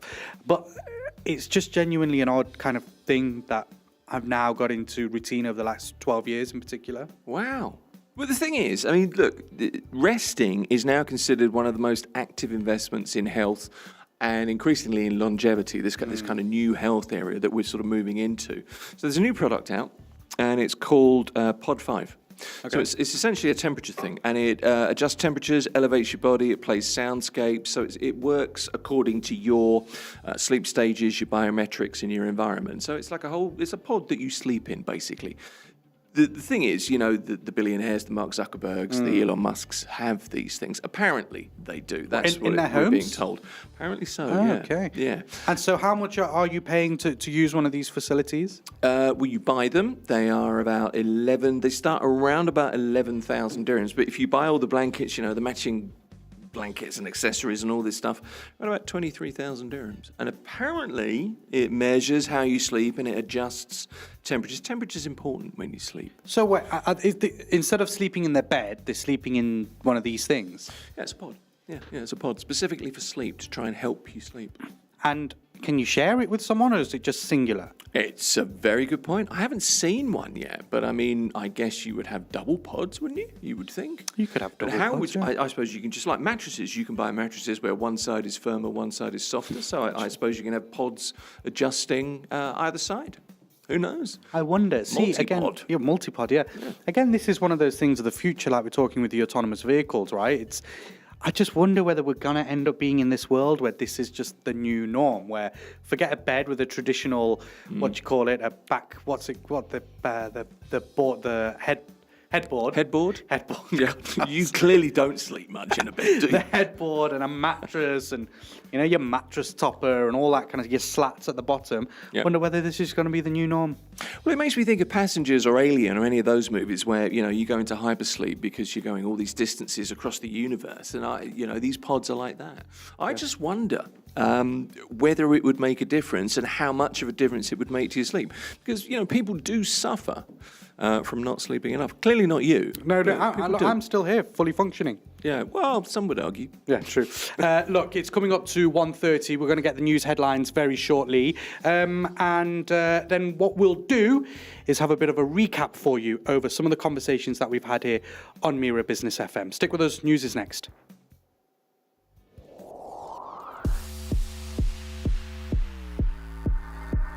Mira Business FM.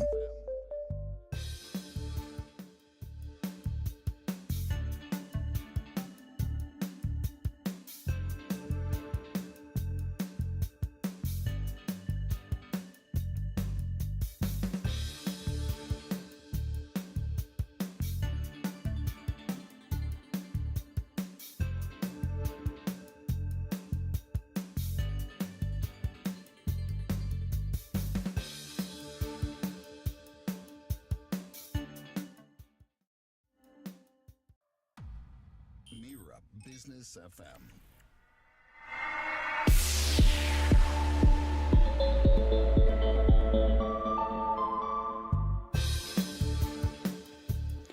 Welcome back to Mira Business FM. This is Daybreak with me, Inzamam Rashid, with you for the next hour or so up until 2 o'clock. And then there's just one more day left.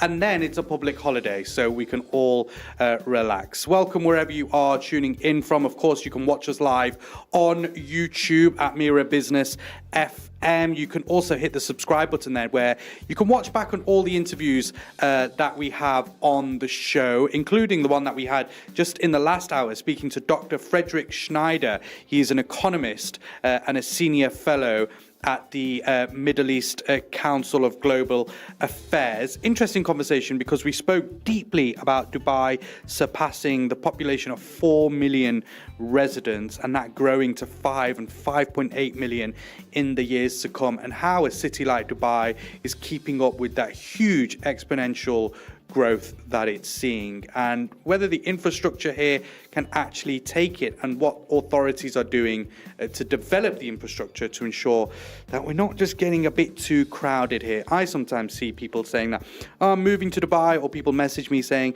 are there any opportunities out in Dubai? And I'm like, no, there's too many people here. Stay away. It's fine. You can come back another time.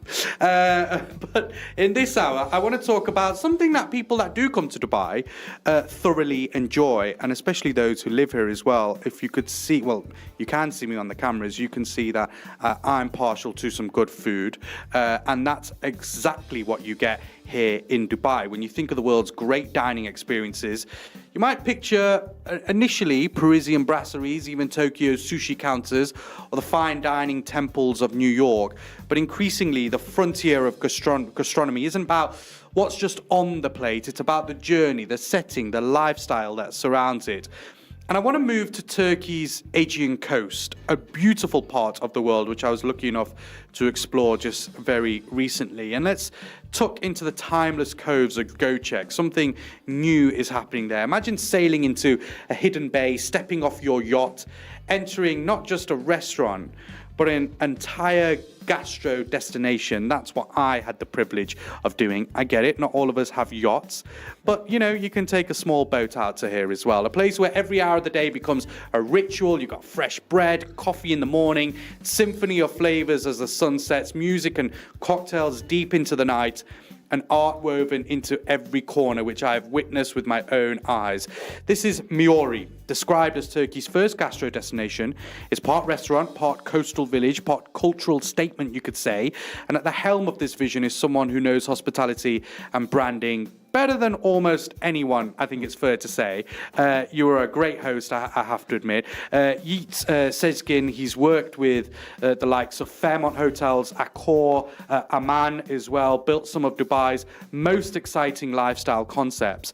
And now through his firm Clay & Partners, he's shaping the future of how we dine, travel, and live. And on Daybreak, we're going to explore not just the story of Miori, but the bigger idea of what happens when food, place, storytelling all merge together to create something which I think many could say is truly timeless. Yiğit, thank you so much for joining us in the studio. It's a pleasure to have you. The pleasure is mine. No, it's a lovely to have you here. I know we were together just recently in Turkey, in Göcek. Thank you for hosting us. What a sensational place you have. But it's nice to see you here in Dubai as well. Thank you. Nice to be back home. Yeah. So tell us about you. So you live here in Dubai, but obviously this new concept that you have is out in the Aegean coast. Yes, I mean, I think it's better to start with my little history. It's not little. Born and raised in Turkey. Yep.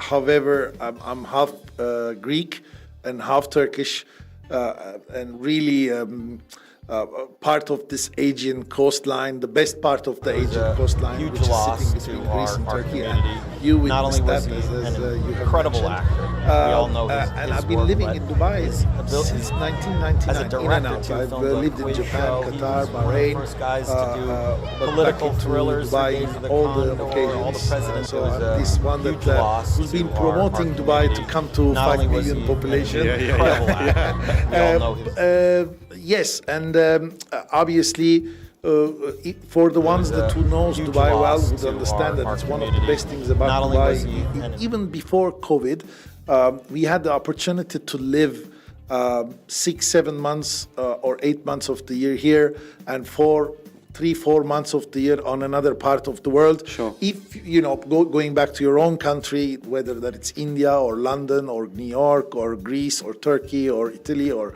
Singapore, wherever it was, but also we. Dubai has been very open, unless you're in the service industry, for you to work from home, from your office, whatever. Obviously, that has very much increased with the post-COVID syndromes.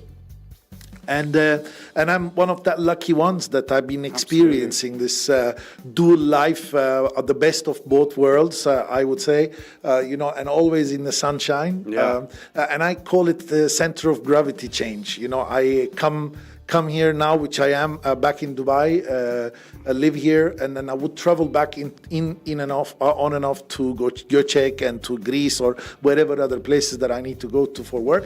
But now back in Dubai, and then I do the same in the summer, like around the 15th of May to the 1st of June.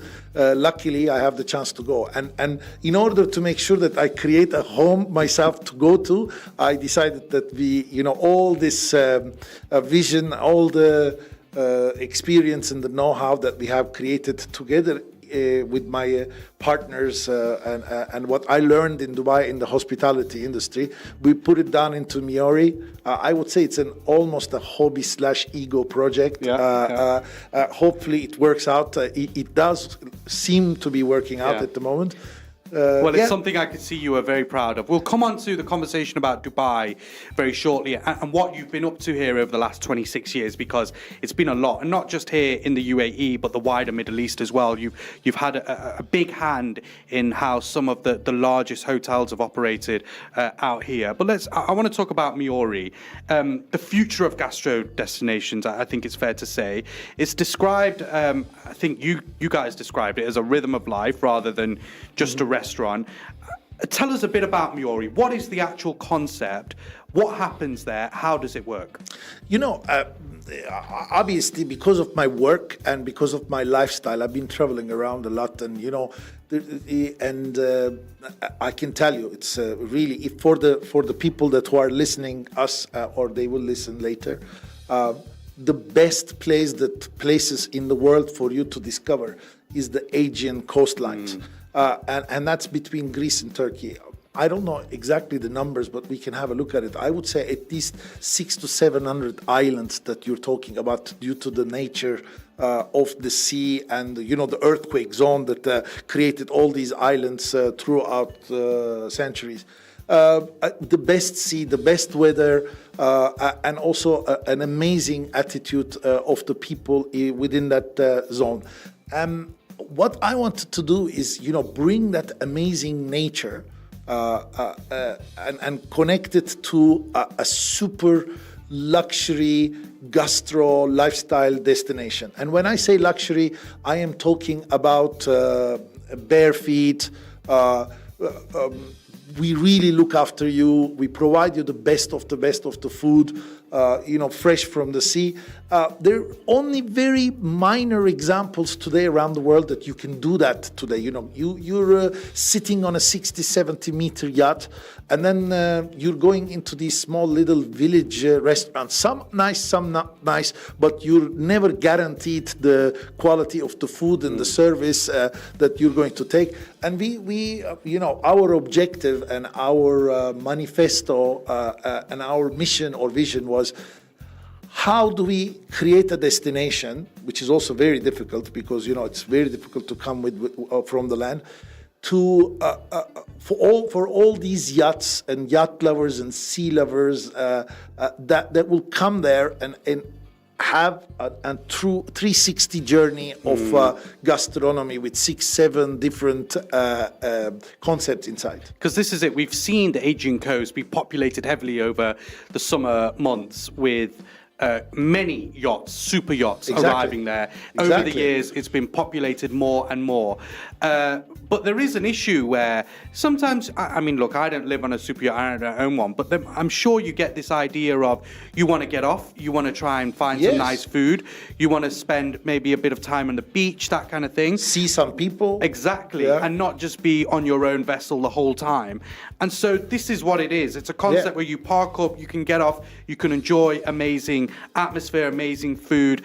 What is life like on a yacht that makes you want to kind of do that? Have you spent time on a boat, and is that kind of how the concept came about? I mean, unless you're sitting on a 150-meter massive mega yacht and paying millions of dollars to your service and to your chefs, etc., the life is a little bit limited in the the sailing boats and the yachts and stuff like this. The kitchen in the boat is not that big for you to create amazing food. Your supply chain will be never like us, that you're organized. You have the storerooms and cold rooms and whatever. So you're living in this beautiful environment, in a beautiful, highly invested yacht, but then your gastro experience is not limited, at the top. yeah. I can even tell you for the morning, are you capable of doing the best coffee or having cooked your best croissants and I'm not sure about that, So and bread, in the aging coastline of Turkey, I don't know whether you had the chance to see, but we got some supermarket boats that comes in Yes, and, yes. and sell stuff. If you're lucky, you will find one of them, and if you're not, we wanted to create this place like a little bit of a village. You come in the morning, get your coffee, get your croissant. Or we got this very famous Turkish bagel. It's called simit. People loves it. I don't know, Love a with the simit. sesame, and you put some cheese or honey to it and stuff. And then from there, or you come at lunch. Have a lunch with your kids. Kids also want to play. They want to swim in the beach. It's not only the boat experience. They want to run around and stuff. So we provide that opportunity for them. And then, a selection of wine. We got Yeah. the Riva Lounge, as you know. Yeah. With One of 7 in the world. One of 7 yeah. in the world, exactly. I just want this whole idea. Where did it come about? How did you think of this idea? And what? You said it's a hobby. It's like feels like your passion. And when I saw you there, you were very, very passionate about this whole concept. But where did the idea actually stem from, and how did it come about? I'm almost born in a boat. I told you I'm an Asian boy. My father is a boat maker, and we, throughout the years sitting on yachts and sometimes getting bored and wanting to have some friends and people around us and listening to good music, or really craving for a nice bagel or a simit and stuff, and that it's not available to you In the middle of the sea, yeah. and starting to dream about it with your friends on a glass of wine and saying, I wish I had somewhere like this to go to. And then a couple of the little ones that you see in Sardinia and in Saint-Tropez, but they are with, accessible with car as well, and with almost every tourist can access. So we were thinking, like, how can we combine this? And looking at these beautiful bays, and obviously the one that we have selected is, as you know, and you came, it's a super protected bay. It's a natural marina. Very private. Very, very private. So we've been looking at that. I'm sitting on the boat with a couple of my investor level friends and saying, I wish we could do that and stuff. And, the dream started from there, or dream started from the experience. So they were telling me, you know how to do this. You do it. We will put the money. Let's buy the land and let's create something. And then, and we look at the place. The place was so big, and then from there, with a curator friend of mine, together with me, we said, let's not do this one concept place. Let's create various concepts, because the other pain that you have is, even you have this place and let's say it's an Asian restaurant with fish and mezzes and stuff. Okay, you go once, you go twice, you're going to start to get bored of it. So we wanted to offer different variety. And that's of, what you did. concepts. You opened 6 different concepts. Correct. Am I right? Just Correct. talk us through the different concepts that you have there. And when I say, ladies and gents listening, the food that I tasted there, my belly is just rumbling thinking about it now. Some of the incredibly fresh fish that we had tasted there, it was just absolutely stunning. Even the produce, you can just tell, is really, really fresh. But we'll talk a bit about the dishes in a bit. Tell me a bit about the restaurants, the concepts that you have there. I mean, look, I think if you start from the ground, for my vision was to make sure that we are creating restaurants and concepts that are totally driven by procurement, by product. Simplicity is ultimate sophistication. That's my number one motto in life. And in order to go simple at the food, but still make it super tasty, you need to make sure that you're using the best product.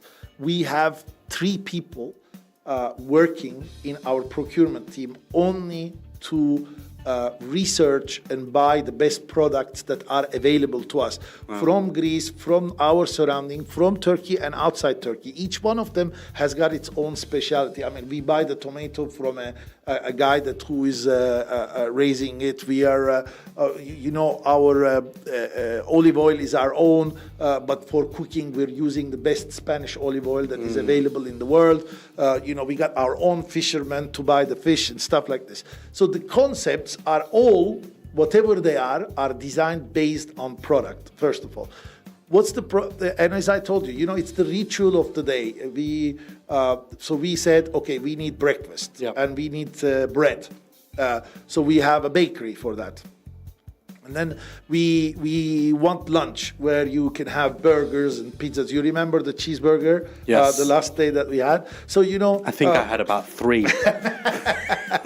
So, I'm also, for example, very particular with French fries. And the ones in Hotel Coast that I really like, and there are only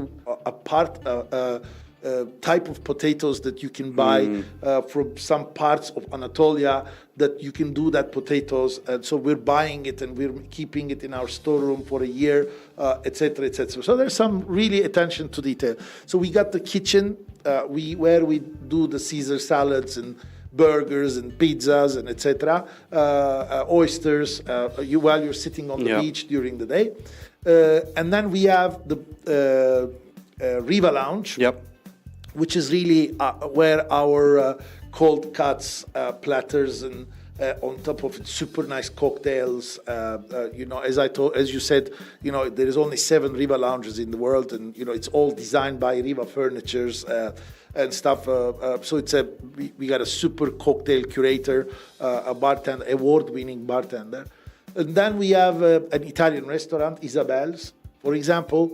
I've chosen not to do our own pasta because the environment is not good enough for you to be able to maintain that. And the fresh pasta, you need to do it and you need to consume it very fast. So we decided to go as best as we can, and we are buying the best pasta, professional pasta in the world that is designed by Massimo Bottura, for example. He's probably one of the best 3-star Michelins in the world. His product we are using.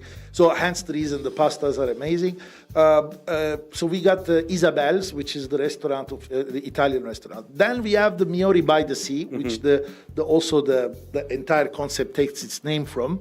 And that's our Aegean restaurant. We are twisting a little bit the mezzes of the Aegean with super high product and also the fish and the meat that we offer in that restaurant is amazing. We have yogurt ice creams that people really love. So that's one other concept. Then we have a speakeasy. That was another thing.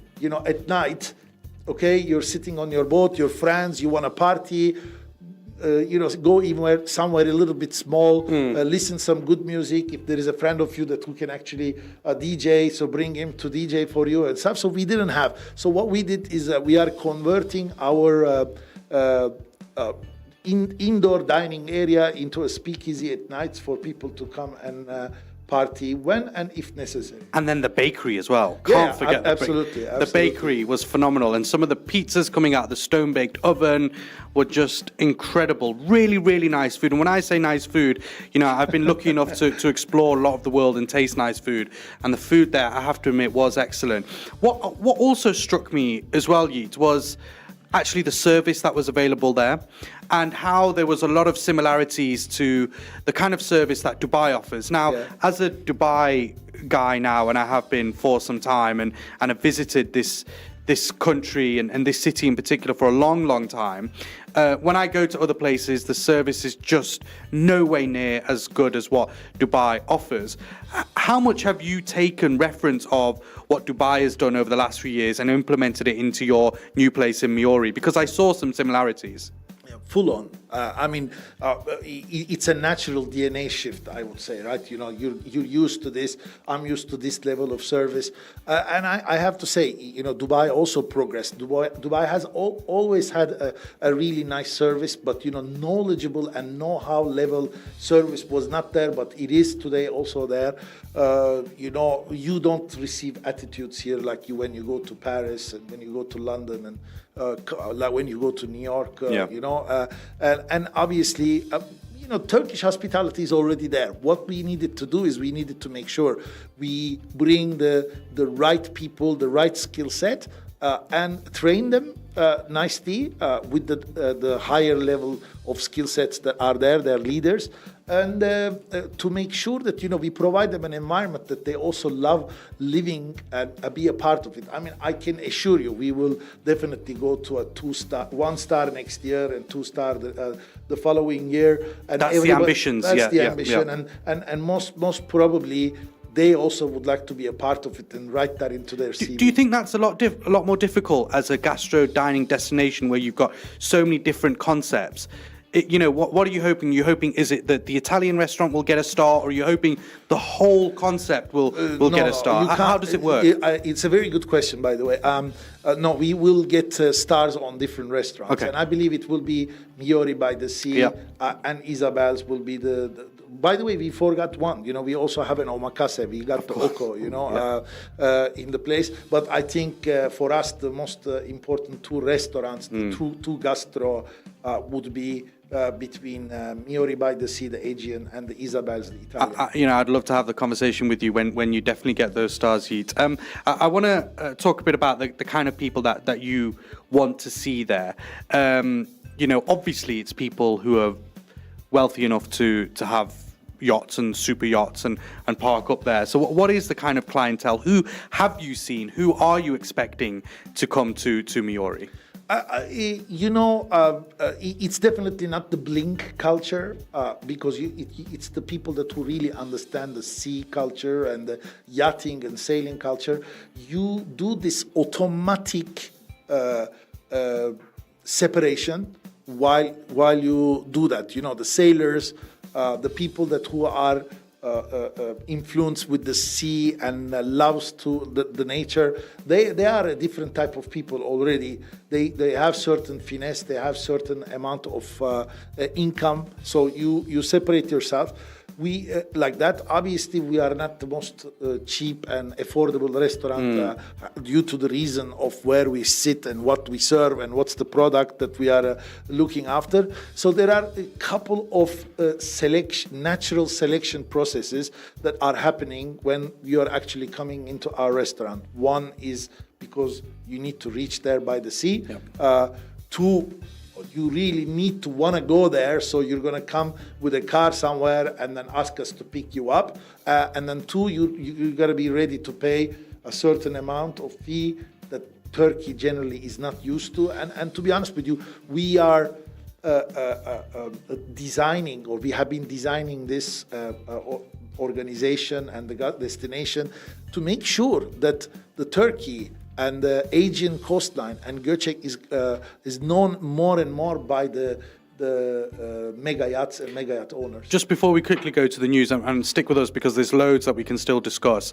What are people roughly spending there per night? Can you give us an idea? I think how much would you expect? I think you're per person you're dancing at $250 to $300 per person. Okay, interesting. And that's because of the level of service, the food, and the atmosphere that you're getting there. Yes, seasonal. And the beautiful location it is, I have to admit, as well. Yeats, stick with us. I want to talk a bit about your career and what you've done, and I've got a few more questions about Miori as well. Stick with us. We are, of course, speaking to you live on Mira Business FM. We're speaking to Yeats Sezgin. He is one of the founders of Miori, and working, of course, with Clay and Partners. The latest headlines on Mira Business FM coming up next.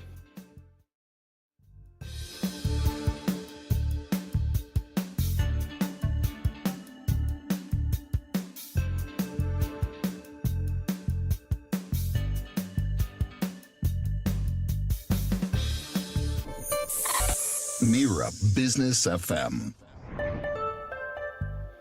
Welcome back to Mira Business FM. This is Daybreak with me, Inzamam Rashid. It's a pleasure to have you. We'll be with you for the next 28 minutes or so today on the 3rd of September 2025. And of course, you can listen to us wherever you are in the world. Just get us on YouTube right now, broadcasting live to you from the Art of Living Mall. And of course, you can catch up on all of our interviews from the show. If you just hit the subscribe button, you can get us across social channels as well at Mira Business FM. Right now, though, we are speaking to Yeats Sezgin. He is a hospitality, how to say, genius maybe, giant maybe, hospitality giant maybe, turning bright red in the studio with us. But the reason he is because he's had a stellar career, and you have had a stellar career in the hospitality sector, and we'll come on to that very shortly. But the reason we're talking to you mainly is because of this new concept that you've come up with, Yeats, called Miori, which, as I mentioned earlier, I've had the absolute pleasure of visiting. It's in Göcek in Turkey's Aegean coast. You arrive on your boat, you can get off and you can enjoy a whole day there, essentially, from breakfast, coffees, croissants, breads, all the way to evening dinners, and the nightlife there is exceptional as well. I just want to talk a bit about, you mentioned that this is Turkey's first gastro destination, and there aren't many like this across the world.